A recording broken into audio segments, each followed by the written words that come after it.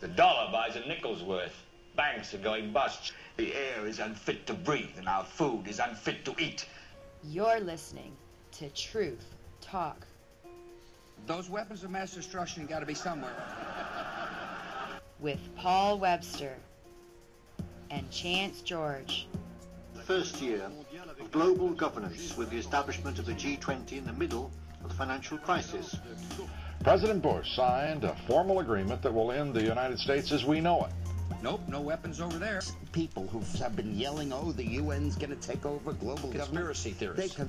They've been crazy, but now they're right. Yeah. Maybe under here. But I'll tell you what they don't want. They don't want a population of citizens capable of critical thinking. They don't want well-informed, well-educated people capable of critical thinking. They're not interested in that. Hello and welcome back to another episode of Truth Talk. It's Monday, February 24th, 2014. This is episode 67, Are We Living in End Times? I'm one of your co-hosts, Chance George, along with Paul Webster. How you doing, everybody? We are very excited to have a special guest. He's already on the line. His name is Peter Kling, and this guy is just an incredible mind. I've watched a lot of his different videos that are posted up on YouTube, along with his website. I've also just scanned over a good portion of his latest book, which is called Letters to Earth. He was kind enough to send me a preview PDF file of it, and I've gone through it. I was very interested by just some of the chapters. I had to skip right down to some of them immediately.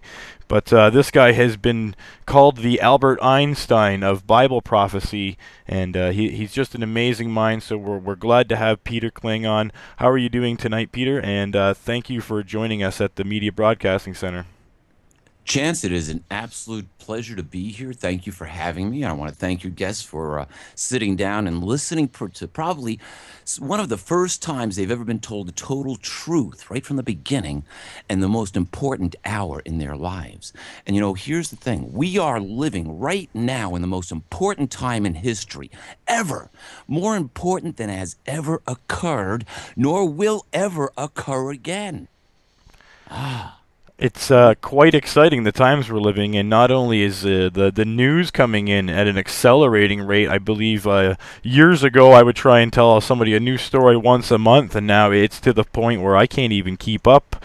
Some of the questions that immediately come to my mind that I've always wanted to ask you is, I read one of a newer book. It's called Petrus Romanus by Thomas Horn and Chris Putnam.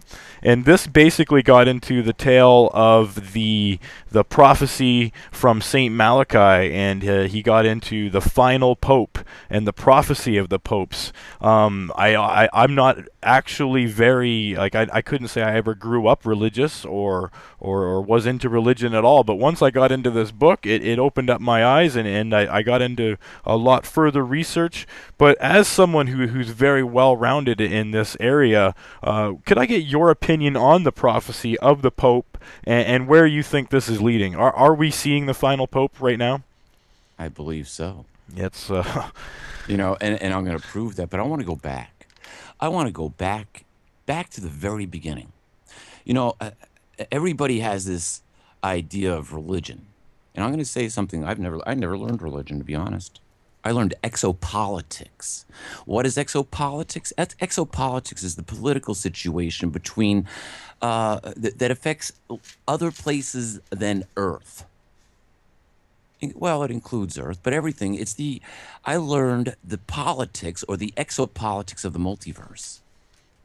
And you see, it was taught to me by some very interesting people, and they used the Bible to explain it. You see, the church lied. And everybody who says the Bible's wrong, well, you know what? They're wrong, and I'm going to prove it right now. Genesis, the 2nd chapter, the 21st through the 23rd verse. God says, it is not good that the man is by himself, so I'm going to make a helper for him. And he opens up his flesh. He removes a tissue sample, a rib. He closes up the flesh, and he takes the rib, and he makes a woman out of it. What is going on here is the first evidence or the first record of genetic engineering.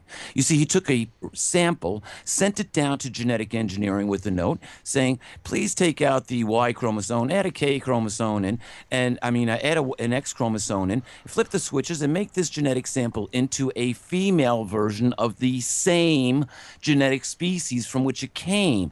And so the holy mystery on where man came from has been answered. And yet religion has kept this quiet. They've ignored it. They've known it and they've ignored it for years. So you mean life on Earth was genetically engineered? According to the scriptures, yes.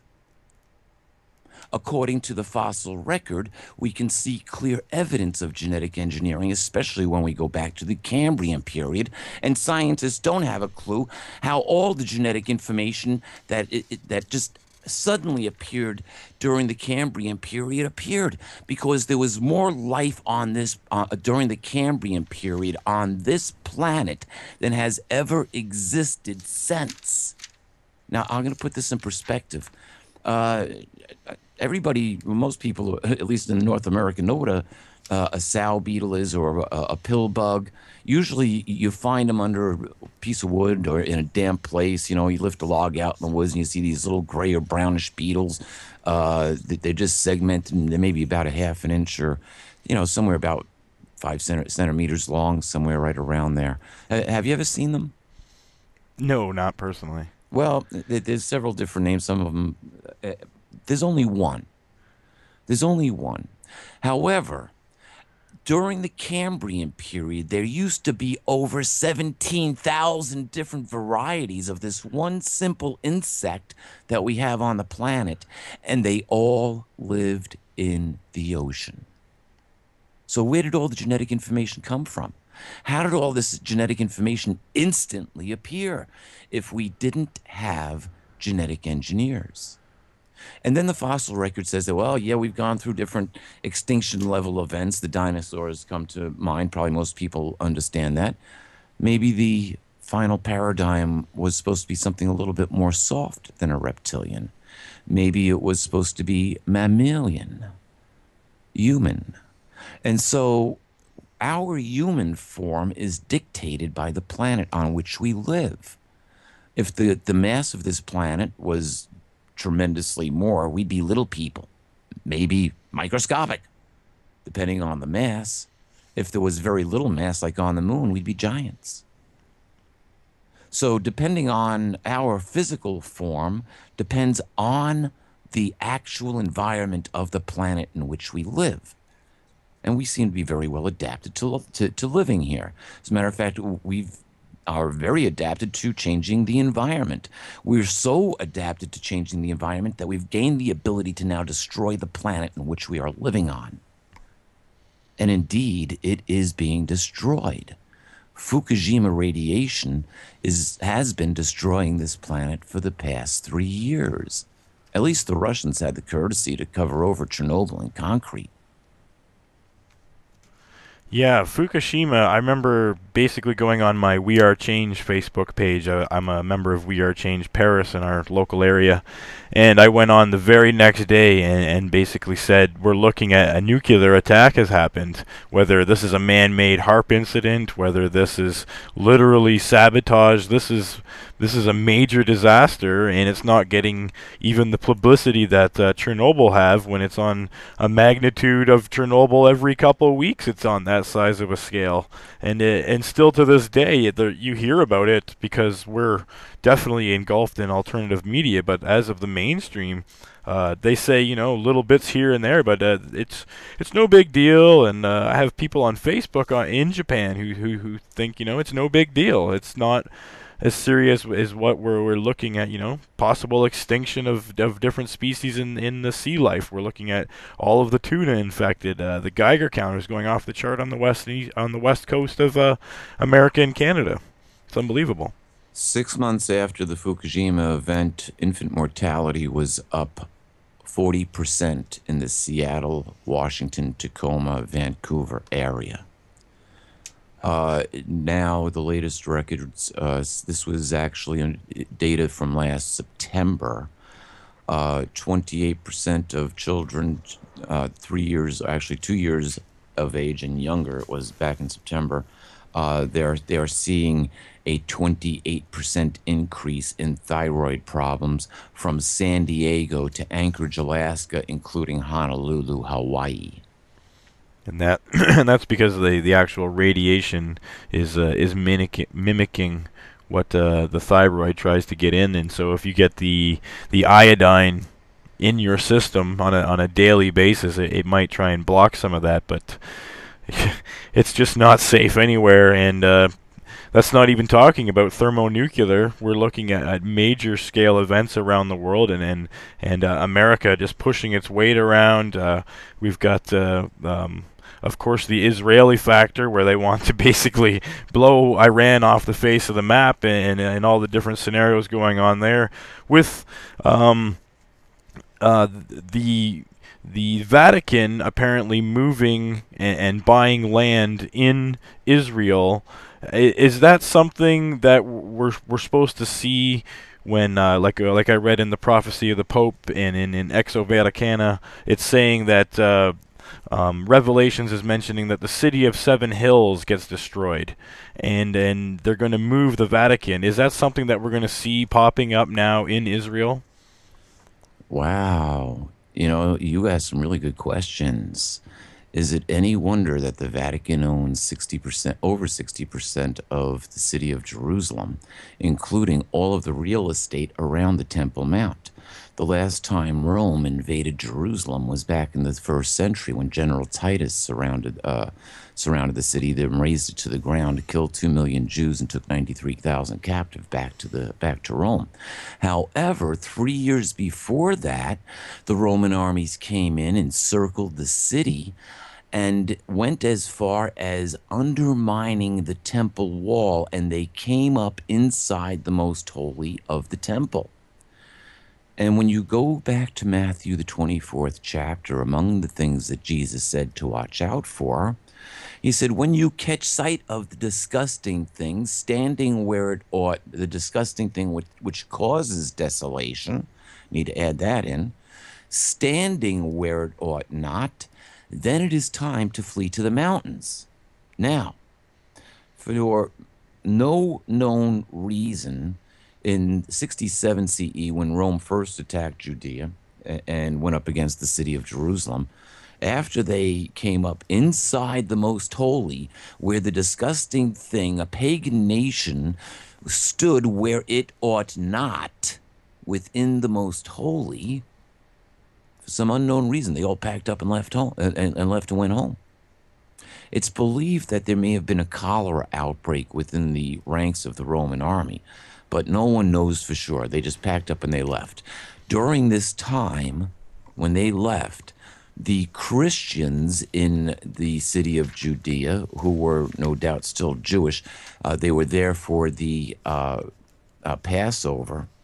They fled and they went to the mountains of Asia Minor, which is now mostly Turkey and into Greece, parts of northern Syria. These were the 7 congregations in Revelation that John was told to write letters to. Now, Titus comes back in 70, and then he does his damage and destroys the city. Now, this is important. There actually is a tie into this. If we go back to something that is recorded in the book of Acts, Acts 7:42 and 43, the prophet it's actually the disciple Stephen, is standing before the Jewish high court, the Sanhedrin, and he quotes the prophet Amos speaking in Yahweh, the God of the Hebrews, and indeed the multiverse itself. If time permits, we'll talk more about that. But he quotes Yahweh, and he says, "Was it to me to whom you worshipped those 40 years in the wilderness, O Israel? No, it was to the tent of Molech and to the star of the god Raphan, to whom you made images and idols and sacrifice to. And for that I will send you far beyond Babylon." Now, everyone look up Star of Molech. Molech on Google Images and see what you find. and then do research to find out who Molech is. Molech is also known as the god Baal, but the original Molech was the Egyptian god Set, who was a bisexual or homosexual god who required live child sacrifice. Makes you wonder where 500,000 kids a year disappear to, never to be seen of again. We're actually just pulling up, like you said, on Google Images, Star of Moloch, and yeah, it's pretty self-explanatory from this point if people are watching on screen. Are you seeing a 6-pointed star with 6 sides and 6 pyramids? Yep, that's a 666 symbol. Yep, that's pretty blatant, obvious at this point. Yeah, and there's actually a couple of them that it's depicting the Orion belt in that line with Sirius, and it actually names all the different stars along that line in the formation. It's unbelievable. How about that, huh? Amazing the things that you can find if you only do a little homework. Yeah. Now I had another question. I had seen one of your recent interviews where you were talking about the blood moon, and this is something that is going to overlap with a couple of other key dates. Do you see September 29th, 2015 as a key date, or am I off by the... I got the date right here on this blood moon. Well, the 28th is the last lunar The 28th, eclipse. All right. And the 29th of September is actually his most historic accepted date for Jesus' birth. That's what it was overlapping, yes. Yeah, so it's a little bit freaky. Interesting. Yeah, it's interesting that the most historically accepted date for Jesus' birth is the day after the last blood moon. Makes you wonder. Coincidental? Coincidentally, the next set of blood moons with the solar eclipses attached to them isn't going to happen for another 1,000 years. Now, before we get into the blood moons, I want to go back. You see, because I said that the Bible was a book of exopolitics. Exopolitics, the politics that go on between extraterrestrial life forms and what is happening here on Earth. Now, when you go back to Genesis, it's an interesting thing. We look at the creation account, and a lot of people say, oh, that's just a story. Yeah, it's a story. Then how come it includes genetic engineering? Now, here's an interesting thing. We could not understand that that is a case of genetic engineering until when? Until after DNA was discovered in 1953, and in fact, until after we could figure out that we could manipulate the genome and that we could actually genetic engineer DNA, and that didn't happen until the latter part of the 1960s. So our science did not advance far enough until the end of the 1960s to even start to understand the scriptures. So they're basically, it took almost 2,000 years to even be able to comprehend what's written down. So yeah, but now Adam understood, because Adam said, at last, this is bone of my bone and flesh of my flesh. This one was taken from man. I shall call her woman, womb of man. So now she's my clone twin sister. Come on, she's just like me. Yeah. So now, if you're saying that it's an exopolitics book and it's the study of extraterrestrial, basically, should we be taking the word God out and just substituting Anunnaki or the extraterrestrial, and that's the accounts we see of the gods coming down? Or how literal do you take the Anunnaki? Yes and no. Yes and no. And let's explore this for a second. You see, there is God, Yahuwah, Jehovah, Yahweh, and then there's Ra, God of the sun, the Siriamis, Isis, Artemis, Ishtar, all goddesses of the earth, the moon, the stars. All the Egyptians had a whole set of gods, and actually the story starts in ancient Samaria with the Anunnaki on the shall we say, the secular end.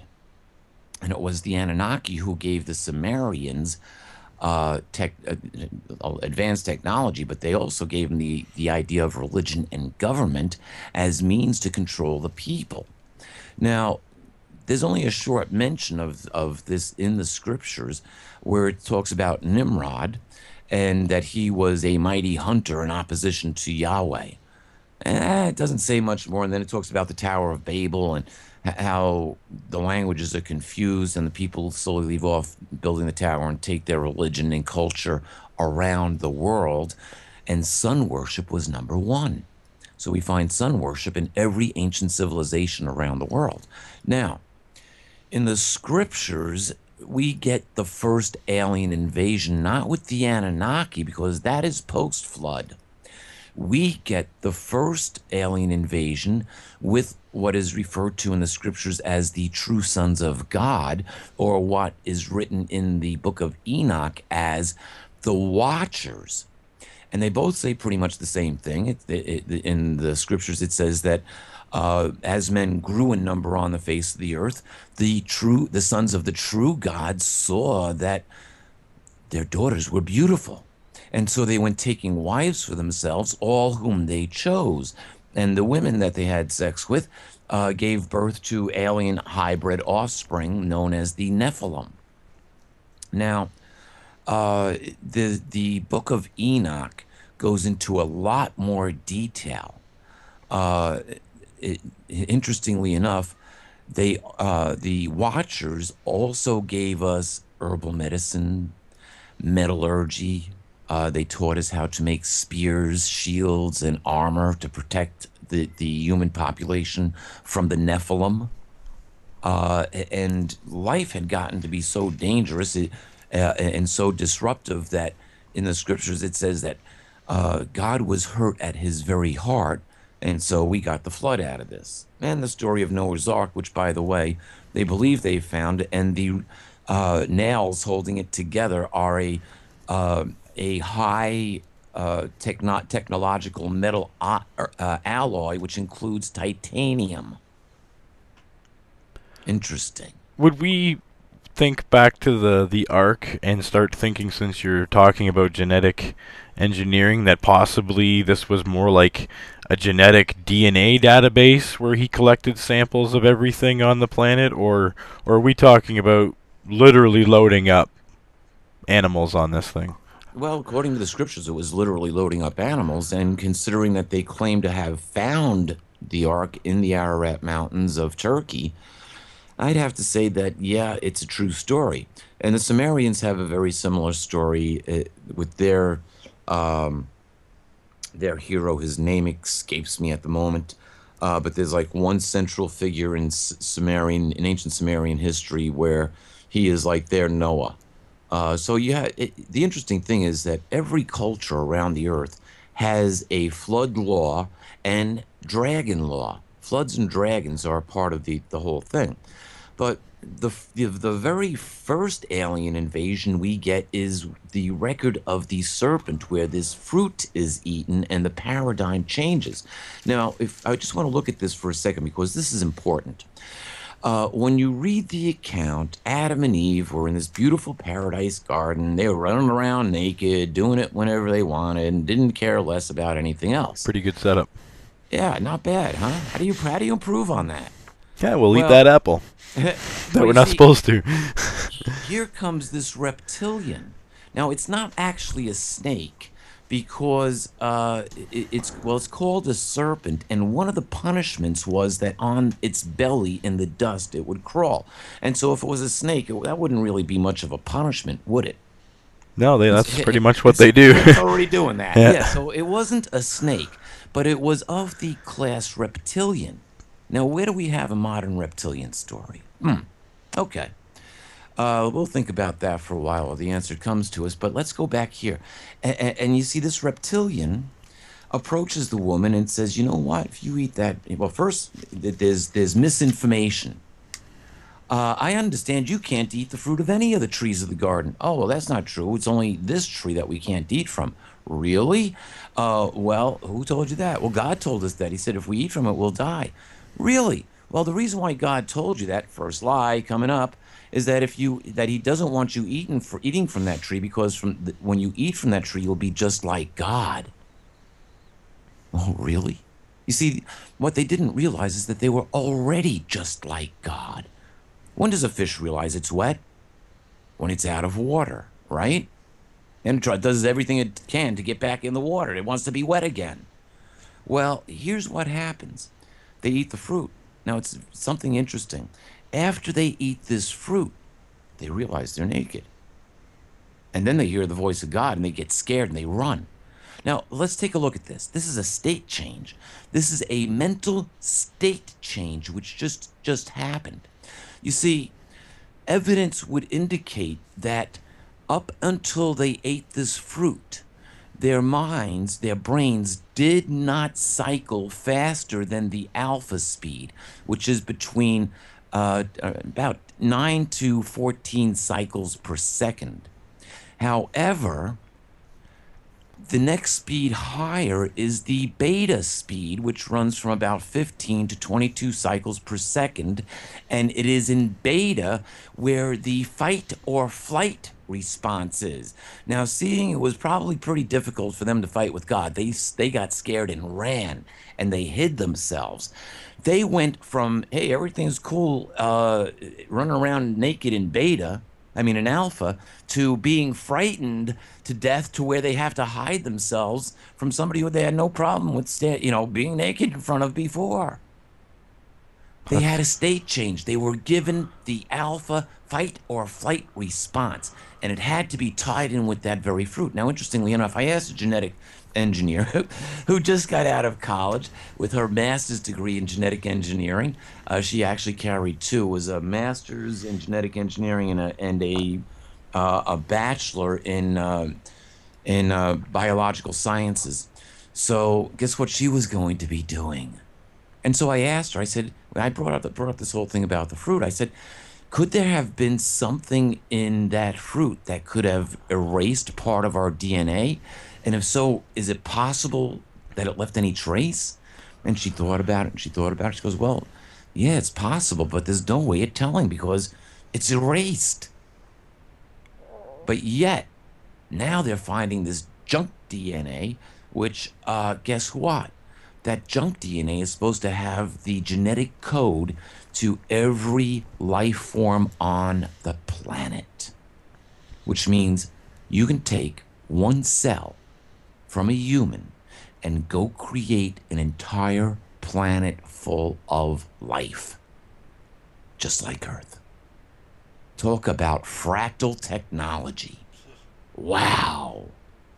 Now, we're going to go even deeper into fractal technology. Fractal technology is the technology of repeating patterns.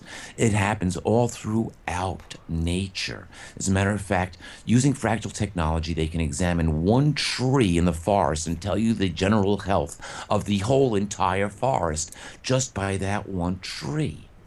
Now, you go and you look at Revelation, and God says this about himself.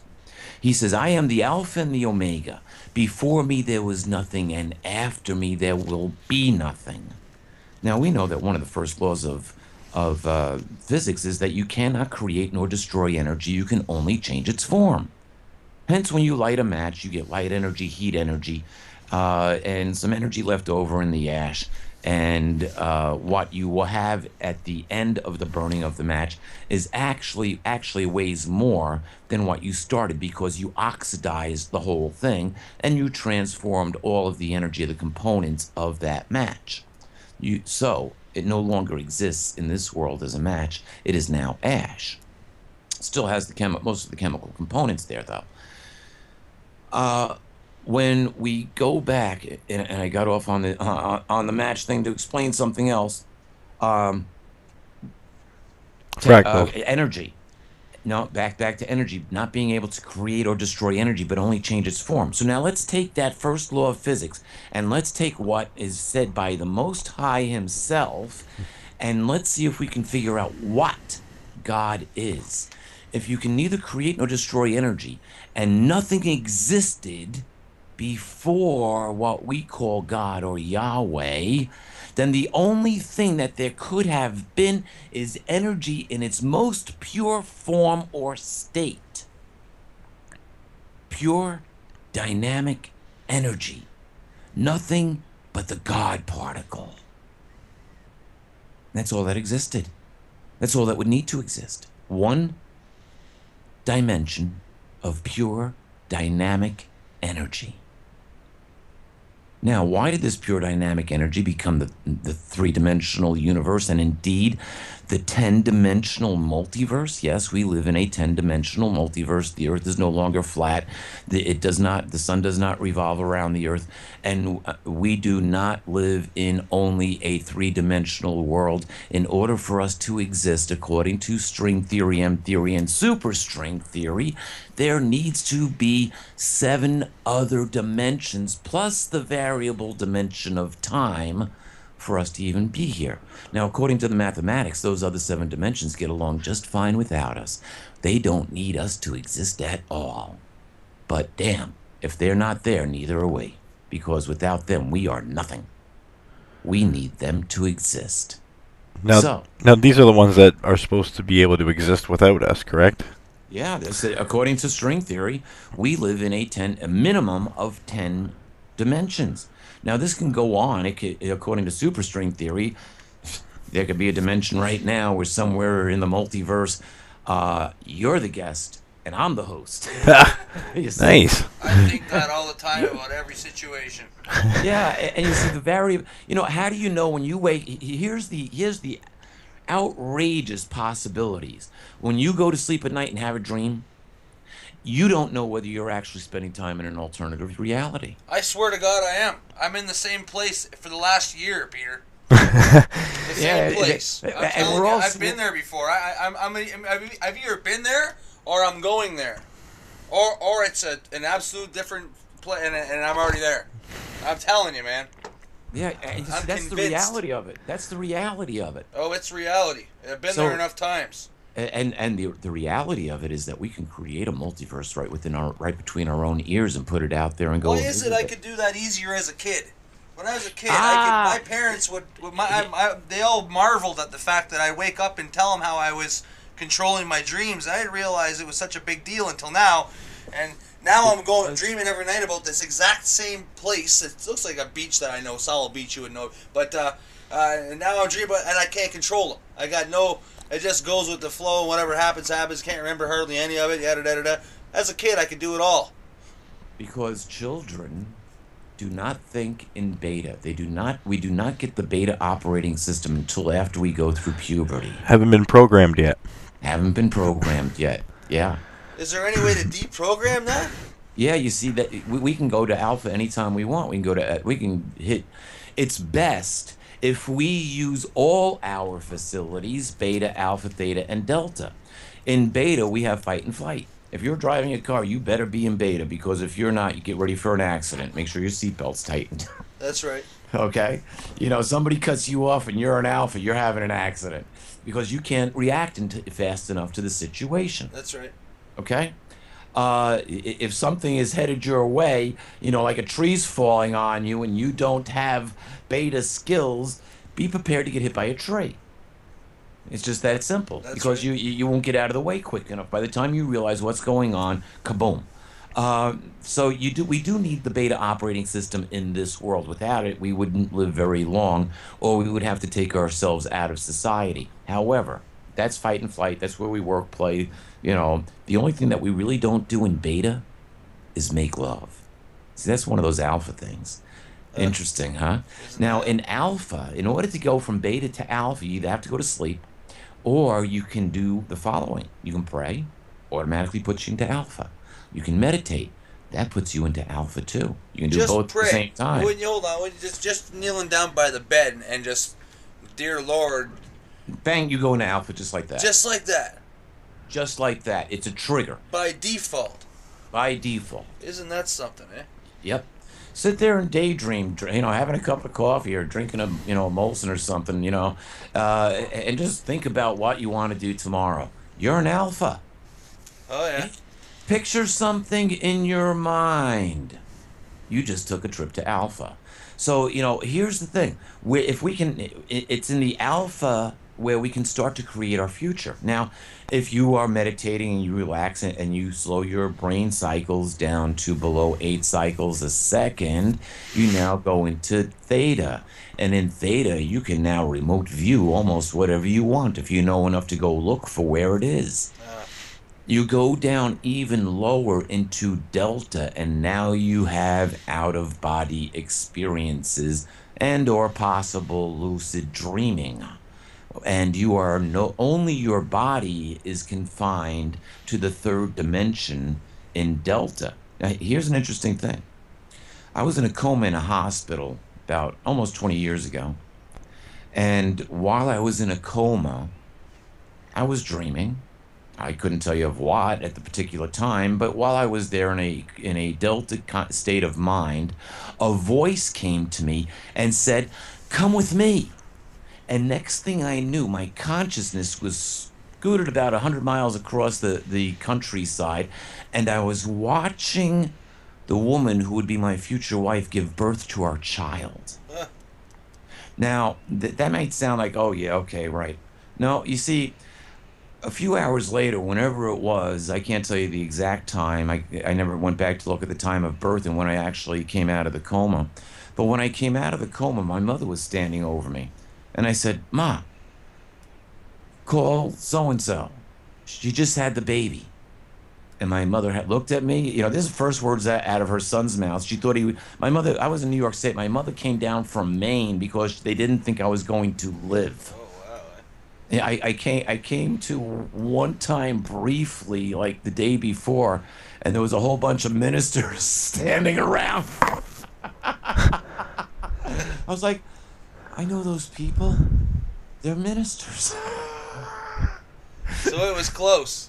Yeah, and then I went back out. No. Wow. So it was like, I was like touch and go for a long time, but so. When I told her that, she had the most confused look on her face, but she said, "Okay," enthusiastically, and she left my side right then and there, and I passed back out. Well, when I came to again, there she was, and she said, "Congratulations, you have a son." Huh. That's awesome. Okay. When we were kids, real quick, a guy came to our school, and he put people in a trance. Okay, we're gonna go to a break in about 2 minutes, so I'll get you to answer on the way back. Guy put us in a trance. A guy put a guy in the school in a trance. One of the real smart kids in class wanted to try it on us. So we were about 10, 11, 12 years old. We were trying to put each other into trances. There's about 4, 5, 6 of us that tried it, and we lay down and say, "There's a green square, there's a blue square, there's a key. Do you see it? This and that." We'd get. We thought, and looking back on it now, I thought maybe it was. But there was a couple times where a friend of mine was able to tell what was going on in the next room while he was in this quote trance that we induced him in. Is that possible? That's what he's saying. That's Absolutely. I never really thought that. I thought Justin, my friend Justin, he was spitting Doritos, and if he lost the key, the whole thing of this trance world is if you lost the key, then you couldn't get out. So don't lose that key. So yeah. Isn't that like we were kids, but he told us the time on the clock in the next room, so we started testing him with stuff, and he got it right. Yeah. Unbelievable. We're just going to take a quick short break after I give out the call-in number. Hopefully, if anyone is on listening live right now, they'll be able to get in and have some questions or comments for Peter Kling. Peter Kling, I gotta say, you're probably the best speaker we've had on this media broadcasting center. Man, interesting as they come. Unbelievable information as well. The number to call in, 1-866-806-6264. That's toll free. You'll be able to give any comments or questions. We'll be back in just about 90 seconds with our guest, and we'll dive right back into more of Paul's trances.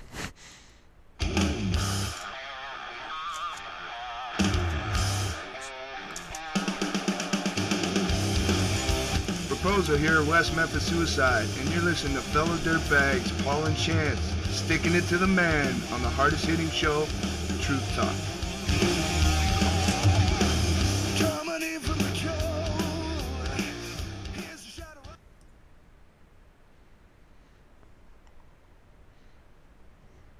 All right. Apparently, it didn't even play the extra bumper that I had in there. I had a whole another minute queued up. Yeah. I had one quick sip of my coffee, and we're back. Yeah, we're back live with Peter Kling. We didn't need to have any more bumpers. This guy's full of information, just phenomenal stuff I found skimming through his book. I didn't even manage to get through much of it, but I had to jump right down to one of your chapters, and it was talking about the protocols of the learned elders of Zion. And by synchronicity, basically I'd like to call it, is I was literally reading that book that day when you sent me the PDF file, so it just jumped right out to me. And I was in the middle of reading it, not really 100% sure of how to take it. I've looked up different aspects on it. Some people are just claiming it as a racial slur, and it's all a hoax. But if you look at some of the text in it and what's happened since it's been put out, what are your thoughts on the protocols of the learned elders of Zion and some of the almost, the plan to take over the world that's basically wrapped up in this? All my life, now I was taught the Bible. Actually, my education started before I was 5 years old. I was about 4.5 years old when it started. And throughout the whole Bible, there's a general theme of organization, what would be called a heavenly organization, or an organization in the multiverse, and it's a governmental organization. And it's how everything works. It's not just chaos outside the third dimension like it is here on Earth. Now, something I could never understand was the Earth's chaos. I knew that the Earth belonged to Satan or was under satanic control. Jesus even said this back in the scriptures when Satan tried to offer from the kingdoms of the world for an act of worship. Jesus never debated with him about whether he had the legal right to him or not. That was already established. But so I could never really understand the chaos of this world. But when I read the protocol, to me, the protocol of the learned elders of Zion was the smoking gun to revelation. What we are seeing now is like going to a symphony, a concert, like if you were going to go, see whatever orchestra there was to see. I'm not talking about a rock and roll concert, but if you were going to go listen to Beethoven or, one of the masters be played, if you got there early enough and sat down, you would be listening to everyone in the orchestra pits tuning up their instruments and playing their scales and limbering up and getting ready, and it all sounds like chaotic garbage. Until the conductor walks out and takes the podium, raises the baton and taps it, and everybody comes to attention, and then the music plays. And they all play in unison and in harmony and in total symphonic beauty. And that is what is about to happen here on this planet. The chaos that we see will become the New World Order. But we have to go back. We need to digress, because I left everyone hanging with pure dynamic energy. You see, we didn't experience the transformation of this pure dynamic energy. What was it that caused this pure dynamic energy to become the multiverse and indeed everything that we see around us? You see, everything that we have, science will tell you, is created from stardust. We are star children created from the elements of stars themselves. They tell us this. And they're honest about this, too. So what was it that transformed that pure dynamic energy into a 10-dimensional multiverse? We have to believe that that energy was conscious and intelligent because we're conscious and intelligent. And one day, so to speak, the energy came up with a concept. A concept that works on so many different levels. What a fantastic concept. This energy came up with the concept of love. Something, the more you give, the better you feel. The more you get, the better you feel. You never run out of it. It's an endless commodity. It works on so many different levels. You can love your dog. You can love your car. You can love your house. You can love your favorite sports team. You can love your children. You can love your relatives. You can love that significant other in a way no one else can. Oh, and it feels so good. And then when you get to the book of 1 John, it tells us God is love. Ha! Who would have thought with all this war and chaos? Well, you see, we were kidnapped. We were kidnapped, and the scriptures clearly show that. The first human pair was seeded with perfect DNA, modeled after the genetic genome that best fit with this planet, most likely based on Cro-Magnon man's genome. And we were given when you read the account, it says that Adam was made out of the elements of the earth, and it was God who blew the breath of life into him. So we have the soul of the multiverse living right within us. It is our soul, our consciousness, and our life force. And so when we do things like meditate or, go into these little trance-like states or hypnotize each other, we are going into a theta level state of mind, just like Edgar Cayce used to do. And we are going to wherever we are sent to do the bidding we have been told to go do. It doesn't matter where your body is. Your consciousness leaves and goes where it is directed or where we send it. And so we are not physical creatures. We indeed are spiritual creatures in physical vessels. That's why when you ever hear somebody talk about a near-death experience, they all talk about going to the great white light, returning to the soul of the multiverse. And guess what? That's exactly what it says in Genesis, the 9th chapter, the 5th verse. From man I shall ask back his very soul. Interesting. Now, he doesn't burn it once you get it back. Or once he gets it back, he saves it. I had a near-death experience without going into a lot of detail. 1 second, I was basically paralyzed, being pushed down a hospital corridor, looking at the ceiling and the doctor and nurses around me, terrified out of my life because I knew I was in the process of dying and couldn't tell them that something had gone wrong. And next thing I knew, I was out of my body. Everything was in black and white, and I'm watching them push my body down the hallway with this last little wisp coming out of my chest. But I was being pulled away. I was literally being pulled off the planet. And when my consciousness turned and looked, I saw that I was directly connected to the great white light, or a big, huge energy orb, and it was pulling me directly into it. And then it stopped. It was like I was in a river, and the river stopped, and the current reversed, and it eventually pushed me back into my body, where I had some unbelievable dreams and finally recovered. So death of the body is not the last step. Gives a lot of credence to the scripture that says, fear not those who kill the body, but fear him who can kill both body and soul. So it's better to listen to what God says or what Yahweh says than any command that man will give us. Now, who is God? Let's use some fractal technology. We have, first let me make the statement. God, or Yahweh, is the 10 dimensions in which we are living. It is the physical energy that makes up the universe. The stars, the planets, all of the gas nebulas, all of the things that we see around us, including the dark energy, is all a physical representation of Yahweh. And there are 7 other dimensions which are indeed his body. People saying, what? Huh? Yeah, the true God is the body in which we live. And I'll explain it through fractal technology this way. We are hosts to billions and billions of life forms. They exist from the tip of our lips to our buttholes. They cover our body.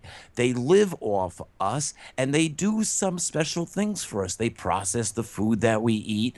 They help keep us healthy. As long as they don't get out of synchronization, everything's fine. But if we get a little life form, nasty little form called a virus, which invades the body, it usually causes some sort of a sickness. And when that happens, the body is put on alert. White blood cells are manufactured, and they start coming to the area of infection, and they start battling the infection. And they try to kill the infection or the virus. Now, it's interesting. It's believed cancer is believed to be a virus. And we know that once you have a cell that goes cancerous, if it is allowed to spread unchecked throughout the body, it will indeed kill the body. And let's face it, Earth has cancer, and so do a lot of the people living on it. If this gets off the planet and is allowed to infect the rest of the universe, our three-dimensional universe, the body of the three-dimensional universe will die. So this can never get off the planet. And that's why Earth is a prison planet. It's a prison planet controlled by an alien force, by an extraterrestrial force of interdimensionals, which probably were very instrumental in our very genetic engineering. When you go to the book of Ezekiel, there's some very interesting things that are said. They talked about the king of Tyre and the king of Sidon, but they're used as examples. And indeed, they're talking about an entity which is referred to as the covering cherub of Eden. A cherub is an interdimensional life form. And it's talking about how this cherub was so beautiful and so wonderful. And then the cherub became haughty with itself. It became self-centered, egotistical. And it thought it should own what it helped create. And so we were kidnapped by the entity that we now call Satan or Lucifer or the devil. But he had the title of the covering cherub of Eden. He held a very positive, prominent place. He was supposed to make sure that life on earth here prospered. And instead, he destroyed it in order to make it his own. He's turned us into his personal pets. And when you look at the actual scripture, we find that there are two genetic lines on this earth. We look at Genesis 3:15.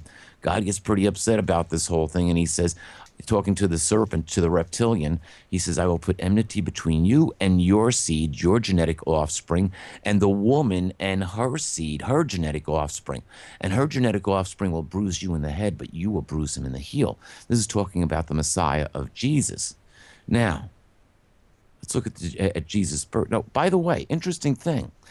The second alien invasion, which happened prior to the first flood during the days of Noah, just happened to be 1 Mayan-long Bak tune ago, 5,125 years ago. And what did the Mayans say? Oh, Quetzalcoatl, our snake god, is coming back.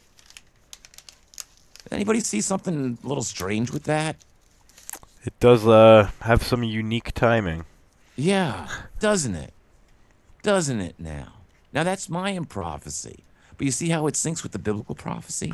It seems like a lot of the prophecies that shouldn't have anything to do with each other are all coming about. Just like with the prophecies of the popes, how many different individuals, not just Malachi, were all prophesizing about the final pope and it being in the 2012 era, or that region, and the pope was going to step down a little early in 2012 and then just kind of hung on till 2013, and now we see the final pope, as even you're confirming. It's unbelievable the times that we're living in. Well, here's an interesting. That's why. How did I start this program off? We live in the most fantastic time ever. We are going to see a real alien invasion here. Yeah. We are going to see the return of the King of Kings, the Lord of Lords. Go back to this Jesus situation. We get this extraterrestrial called Gabriel shows up one day, and right in front of this young little Jewish gal, and he says, "Guess what? You're pregnant, and guess who the daddy is? You were abducted. We implanted a zygote into you, which had perfect human DNA, and it now has the soul of the master of the multiverse." So Here we have this human, Jesus, who is most likely Michael the Archangel, but certainly when you go look at what it has to say in the book of John, talking about Jesus, it calls him the Word. It calls him a God. It says he was with God and all things came into existence through him. So we are talking about the first creation of that pure dynamic energy. Something that would reflect itself on a smaller scale. And when that happened, you see, that was the first three dimensions. Those first three dimensions expanded into 7 dimensions. And then we got the Big Bang and we expanded into the 10-dimensional multiverse. Maybe more. It might go on indefinitely. Let's just deal with this one, seeing as this is the one that we live in. So here we have this whole extraterrestrial thing going on all throughout the Bible. And now we get to the last days. And what does it say? Hey, guess what? Extraterrestrials are coming back. The King of Kings and the armies of heavens is how it reads in Revelation, the 19th chapter. The armies of heavens. Now, interesting, when you do the calculation, there are actually about 300 million extraterrestrials or interdimensionals involved in this situation. 1/3 of them are the rebel force, which have turned against the paradigm or the prime directive of Earth and changed our paradigm. The prime directive was to fill the Earth, become many, and have in subjection the wildlife and the plants. Find all things bearing a seed good to eat. See, that was the prime directive. But it was given to the Earth first with an option on the universe. You see, this is where it starts. This is the beta test. We have been in fight and flight for 6,000 years. It doesn't work. Religion doesn't work. It's failed humanity. Government doesn't work. It's all corrupt. It's time that the beta test comes to an end and we get back to the alpha paradigm of love. Love lives in alpha. I'll go back to running around naked anytime. You know, think about it. You're with your dear special one, and you know you got kids. The kids are at grandma's house. You got an hour to be alone together. What's the first thing you do? You run in the bedroom. The clothes come off. You jump under the covers, and you spend an hour in blissful heaven with someone who you dearly, most lovingly care for. You're in alpha while it's all going on. Is that so hard to take? I live for that moment. Yeah, you know, don't we all? So we have to give up this paradigm of fight and flight. It's the fighting before, you know, if you know what you're doing and you're married, quick, make up after a fight. If you're a man, admit you were wrong. Go right down the road. You got to sleep with this woman later on, and women are like elephants. They never forget. They're plotting on you, boys. So even if you're right, you're wrong. So get over it. Admit that you're wrong. Kiss and make up, and have a love-making session out of it. There's nothing better than make-up sex. So go to alpha quick and get into that state of love. It'll keep you together rather than be in that beta fight and flight situation, because that's where family arguments start and divorces end. Paul actually had a question there for you. He's trying to get in. Paul? Oh, I just wondered about the alpha state, what it exactly entails of it. I mean, you're more. Can you elaborate just a little bit on the alpha state, if you don't mind? Yeah, it's just a more relaxed state of your brain. It's not. It doesn't mean you're wild. When I think of Adam and Eve running around with their clothes off, I thought of them being more like not an id, but with less of an ego. Quite, you know what I mean? Literally, there is no ego in alpha. Okay, that's what I'm getting at then. Yeah, so you think the next step would be almost like a devolution, devolve, you know? Well, it's not necessarily devolving; it's evolving, because we were given you know, the worst thing that you can do is give a maniacal murderer an instrument of murder. Well, what's lucid dreaming or whatever? That's the 4th or 3rd state, right? Theta, yeah, and then. Yeah, lucid dreaming starts happening somewhere at the bottom of Theta and into Delta. Like what? I mean, if the creator or the multiverse would deem the evolution of our species to go on to the next level, You want to skip right to I would want lucid to go dreaming. To the one where I can be all and know all. And, you know, we're getting there. I hope we're getting so. there, and that's why this is so important. You see, the people that understand that this is the most important time in history, guess what makes it so important? This paradigm, the kidnapping's almost over. Okay. Now we talked about the Pope, about the prophecy of Malachi. I'm going to put this in practical application and bring it right down to where we live. First of all of Revelation chapter 8 has been fulfilled. The trumpet blasts are underway. The first one, we see that a third of the earth being burned up. NASA has a satellite that just photographs forest fires, and year after year, it does look like a third of the earth is being burned up constantly. There's fires on every continent. The next one is interesting. John says, I saw something like a burning mountain being thrown into the sea, and a third of the sea became as the blood of a dead man, and a third of the souls. No, not yet. A third of the souls in the sea died, and a third of the boats were wrecked. What John saw, a burning mountain. You mean like the Gulf oil disaster, where the oil on top of the water looked like blood? Oh yeah. You see the next one. The next one, a star falls from heaven, and it falls upon the rivers and the fountains of the earth, and the star makes the waters bitter, and the star and they taste like wormwood, and a third of the men drink the waters, and they get sick and they die, and the star's name is wormwood.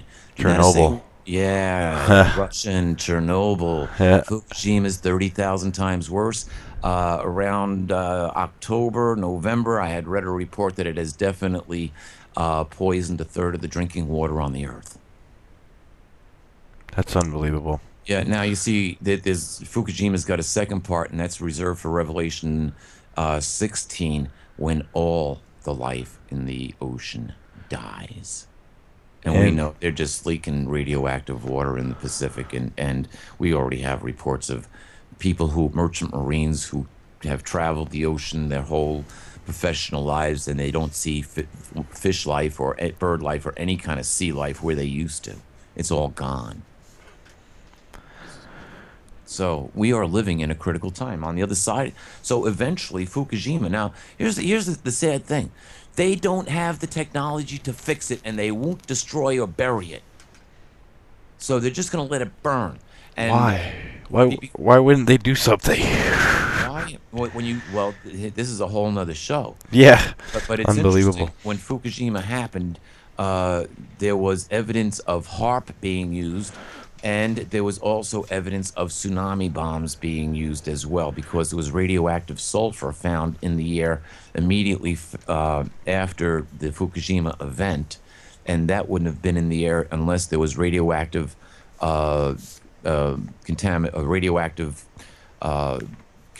contamination with salt water, which they said, oh well, that did happen. One of the ponds were breached with seawater. No, that didn't happen until days later.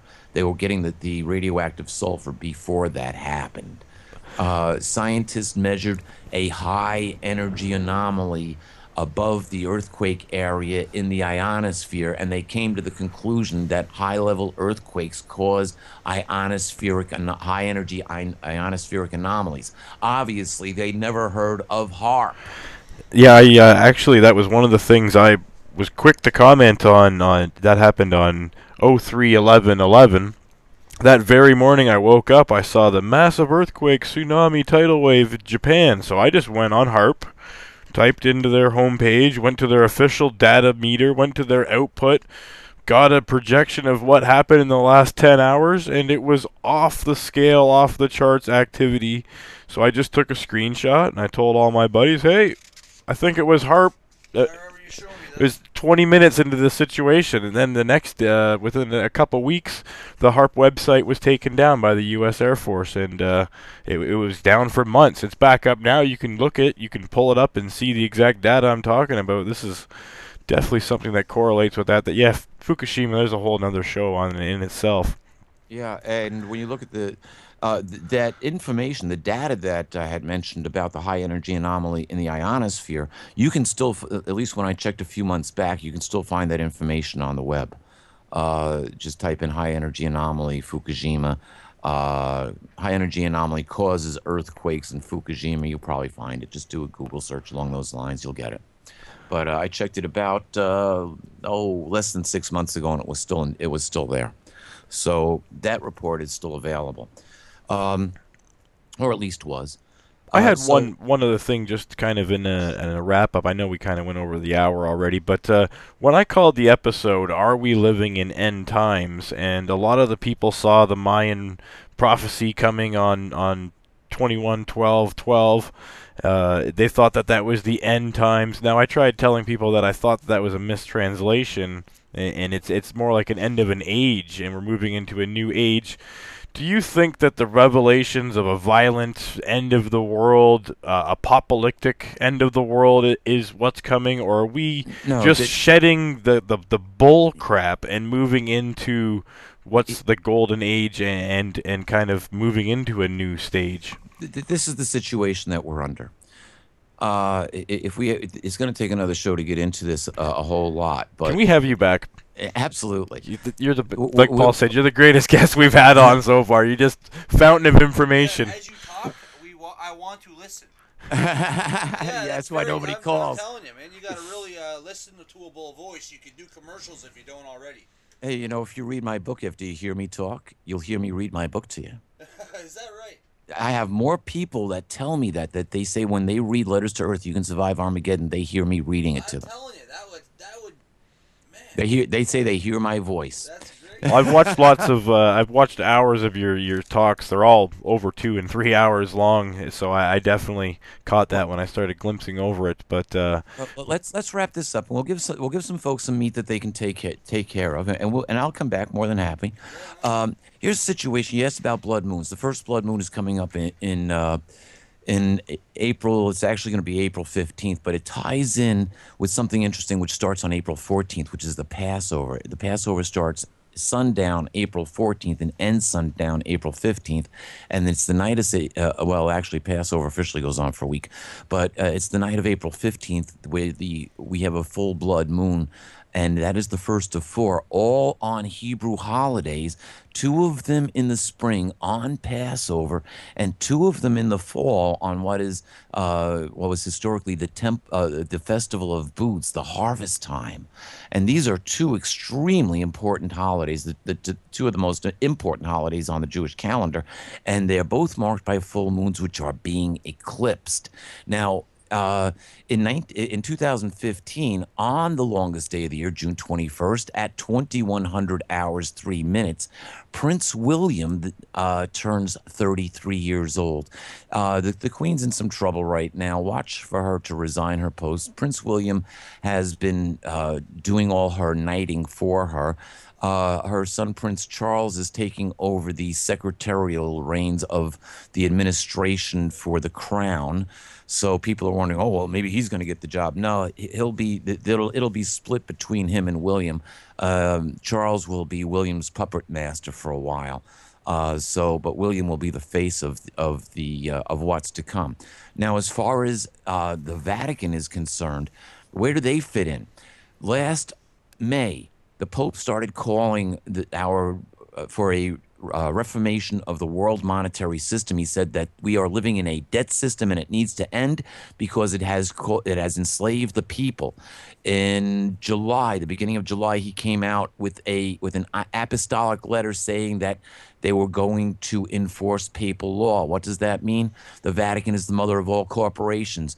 Do you work for a business which is a corporation? Guess who it answers to? The Vatican.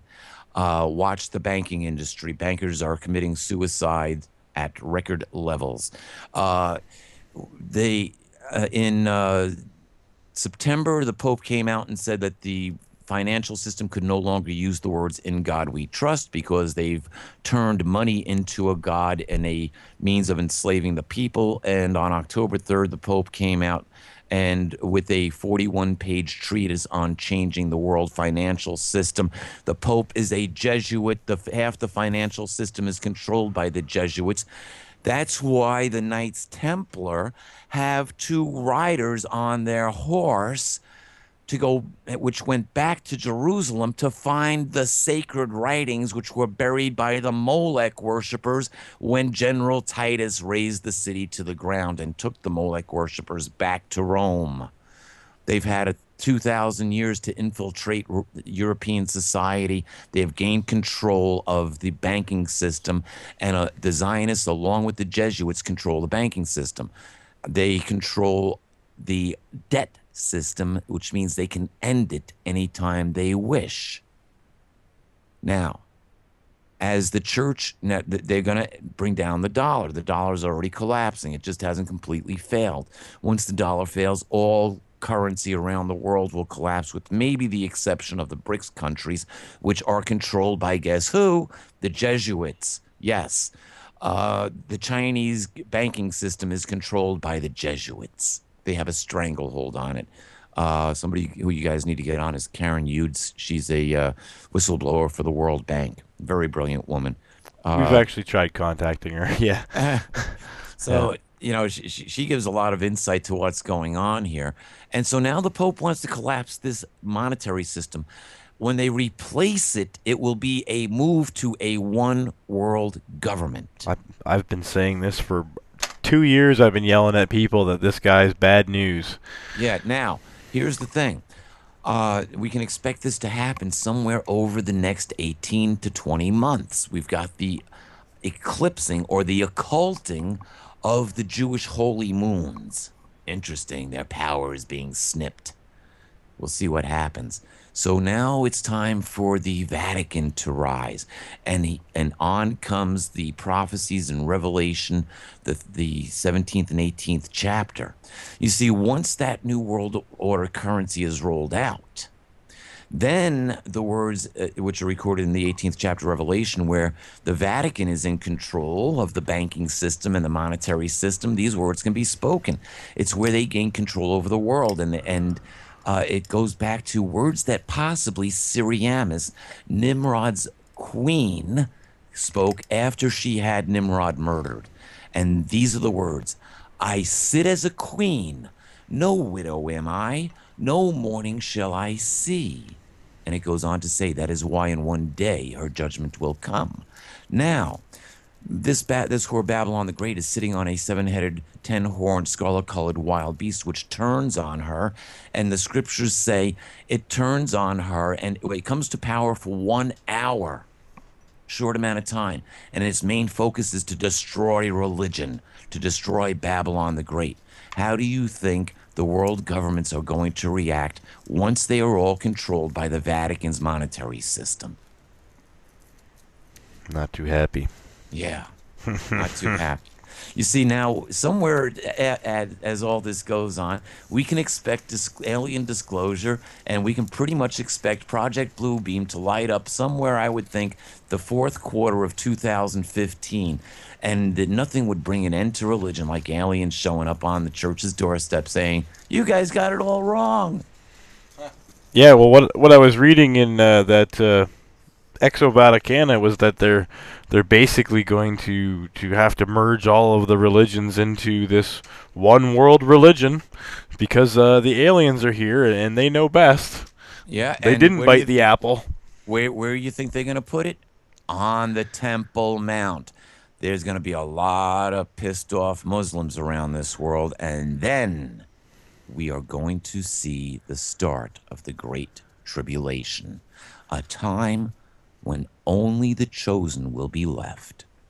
Now, what happens to the chosen? Well, see, here's where the King of Kings and the Lord of Lords shows up with the armies of the multiverse. They destroy the world, the New World Order, which just destroyed religion. And so the teachings of the Anunnaki are destroyed, and the paradigm of Earth is changed. Along with what happens over the next years is that our DNA gets restored. The missing part gets put back. The Earth is changed. It's reformed. It's turned back to the original paradigm of where it was supposed to be under the Prime Directive. The alien rebels, which have enslaved this planet for the last 6,000 years, are taken captive and hauled away, and every vestige of everything that they have done on this planet will be removed and destroyed. Now, Once we meet the standards of the prime directive and have our DNA repaired and are brought back to perfection, that's where the next step takes place. You see, we are actually brought back and have the same capabilities as what is recorded about in the gospel of Jesus. Yep, maybe we'll even be able to turn water into wine. Think about it. We'll be perfect. Not only will we be perfect, we will have that spiritual connection back to Yahweh. So what's the next step? There are billions. No, actually, it's estimated now that there's approximately about 1 trillion Earth-like planets across the universe. And so far, Earth is the only one that has human love. You see, we're going to take this ship, the perfect children universal. of God, the perfect children of God are going to inhabit every Earth-like planet in the universe. And the love of God will fill this universe the same way love fills us when we meet that someone special.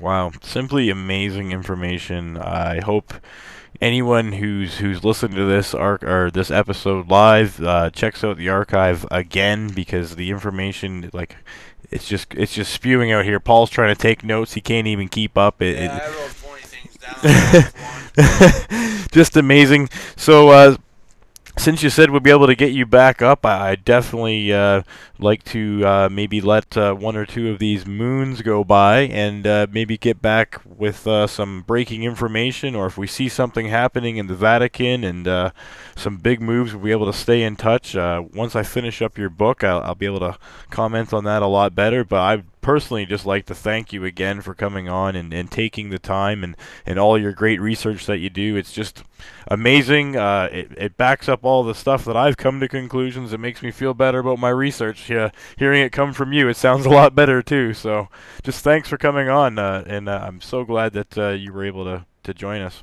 My pleasure. Absolutely my pleasure, Chance. You know, we really do have a fantastic future ahead. We have to master two things. Number one, we have to master the connection that we have with the soul of the multiverse. Jesus said the most important commandment, the greatest commandment, was to love Yahweh your God with your whole heart, soul, and mind. Heart, soul, and mind. That is the spiritual connection that we need to make to tap in to that energy. Remember, we are spiritual entities in physical bodies. When we talk about God, we talk about a multiverse. We talk about ourselves. We're talking the about energy. our home. Yeah. We're go back to the fractal technology. We are living within the body of God itself, That's and let's right. face so it. we don't need to actually love an entity that we think of as God. Not an external. That's right. We just, feel yeah, love. Well, it's actually, believe it or not, because we're dealing with the soul of the multiverse, we are dealing with the intelligence, the consciousness. So love. I mean, not when I say love, I mean want to explore with deep passion. Yeah. What's outside what we can see with our eyes. Yeah, exactly. You know, we have to start feeling our way through life a lot more. You know, it's interesting. I worked out a formula to get anything that you want in life.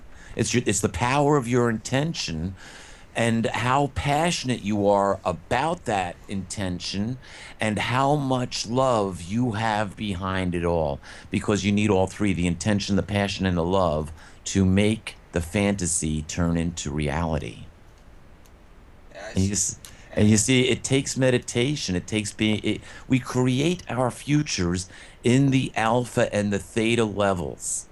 And so it takes being in those levels to be in the right harmony with the very planet that we live on. Well, time doesn't allow, but we'll talk about this a lot more in another show. I would suggest not waiting. I would suggest waiting not too much longer after the first blood moon, because we are on limited time. Yes.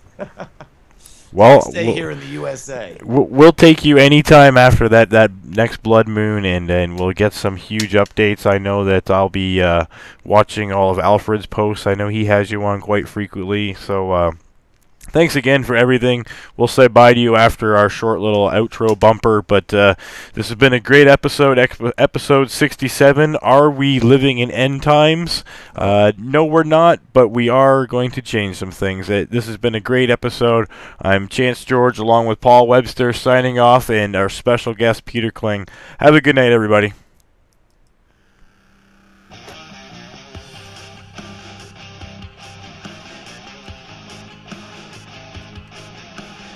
Broadcasting live on network radio. So turn off your television sets, turn them off now, turn them off and leave.